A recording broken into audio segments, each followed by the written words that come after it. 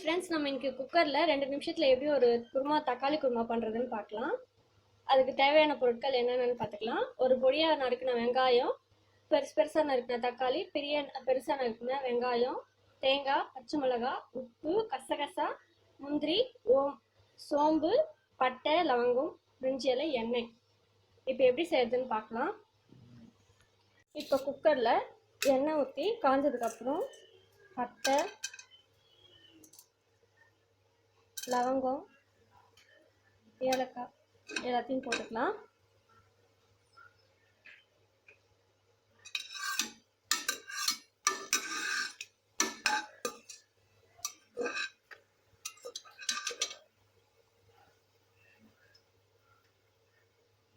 இதுக்கப்புறம் எடுத்து வச்சிருக்க பிரிஞ்சி இலை, சோம்பு எல்லாத்தையும் போட்டுக்கலாம்.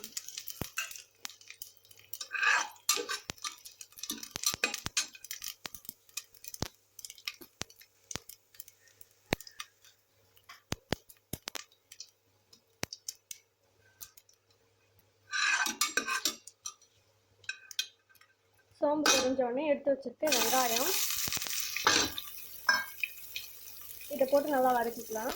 ரொம்ப வதங்கணும்னு அவசியம் இல்லை, ஓரளவுக்கு வதங்கினா போதும். இப்போ நம்ம தக்காளி போட்டுக்கலாம்.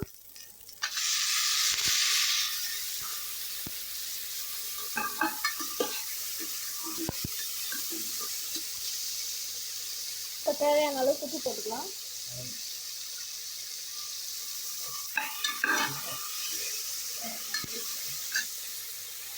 இப்போ தக்காளி ஓரளவுக்கு வதங்கிடுச்சு. இப்போ உங்களுக்கு விருப்பப்பட்டால் நீங்கள் மிளகாத்தூள் போட்டுக்கலாம், தனி மிளகாத்தூள். அப்புறம் தேவையான அளவுக்கு தண்ணி, கொஞ்சமாக தண்ணி ஊற்றிக்கோங்க. இப்போ தண்ணி ஊற்றி குக்கரை மூடி வச்சுக்கலாம். விட்டு நல்லா வேக வச்சு எடுத்து வச்சுருக்கேன். இப்போ தண்ணி வடிச்சிட்டு ஆற வச்சு நம்ம இதை அரைச்சி எடுத்துக்கலாம். அரைச்சி எடுத்துகிட்டு வந்தாச்சு. இப்போ எப்படி செய்யறதுன்னு பார்க்கலாம். அதில் எண்ணெய் ஊற்றி காஞ்சதுக்கப்புறம் 2 லவங்கம், ஒரு பட்டை போட்டு பொரிச்சு எடுத்துக்கலாம்.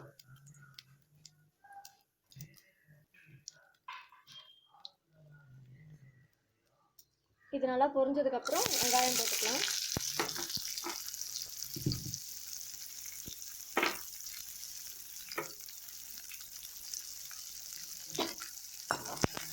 இது நல்லா வதங்கணும்.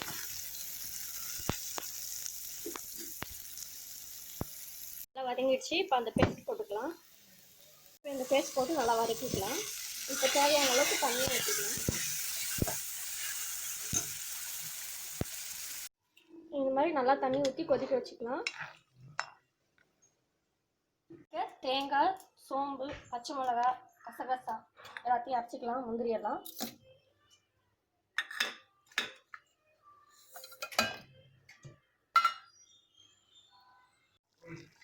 இப்போ நம்ம அரைச்சி வச்சிருக்க தேங்காய், கசகசா பேஸ்ட்டை ஊற்றிக்கலாம். நான் தண்ணியை அரைச்சி வச்சிருக்கேன், நீங்கள் வேணால் கட்டியாக அரைச்சிக்கோங்க.